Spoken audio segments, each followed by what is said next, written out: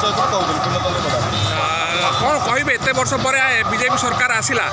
ଏଇଟା ତ ଆମ ଲୋକମାନଙ୍କର ଏଇଟା ବିଜୟ, ମାନେ ଅଧର୍ମ ଯେଉଁ କହନ୍ତିନି ଅଧର୍ମର ସୀମା ଟପି ଯାଇଥିଲା, ଯାହାଫଳରେ ଆଗାମୀ ଦିନରେ ଏଇଟା ବିଜେପିର ଏଇଟା ମାନେ ଏଇଟା ପ୍ରତି ଲୋକଙ୍କର ଏଇଟା ବିଜୟ, ଏଇଟା ଲୋକଙ୍କର ବିଜୟ। ଏଇଟା ଆମେ ଯାହା ବିଜେପିର ସରକାର ଗଢ଼ିଲା ପରେ ଆମେ ଯାହା ଲୋକମାନଙ୍କୁ ପ୍ରତିଶ୍ରୁତି ଦେଇଛୁ, ରତ୍ନଭଣ୍ଡାର ଚାବି ହେଉ ଯେକୌଣସି ଯେଉଁ ଆମର ଯାହା ପ୍ରତିଶ୍ରୁତି ଦିଆହେଇଛି ଆମେ ତାହାକୁ ପୂରଣ କରିବୁ। ଲୋକମାନଙ୍କ ମାନେ ଉଦ୍ଦେଶ୍ୟରେ ସେଇଟା ପୂରଣ କରାଯିବ।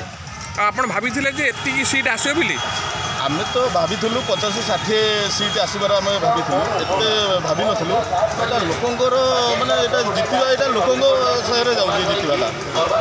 ଆଉ ତଥାପି 10 ତାରିଖରେ ପ୍ରଧାନମନ୍ତ୍ରୀ ଆସିବେ, କ'ଣ ପ୍ଲାନ୍? ପ୍ରଧାନମନ୍ତ୍ରୀ ଯାହା କହିଥିଲେ ଏଇଟା ତାଙ୍କର ପୁରା ନିଶ୍ଚିନ୍ତ କାର୍ଯ୍ୟକାରୀ ହେଲା।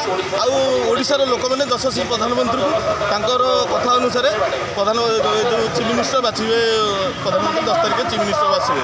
ଆପଣ କାହାକୁ ଭାବୁଛନ୍ତି ଯେ ମୁଖ୍ୟମନ୍ତ୍ରୀ କରିବା ଦରକାର, ଲେଡିଜ୍ ନା ଜେଣ୍ଟସ୍?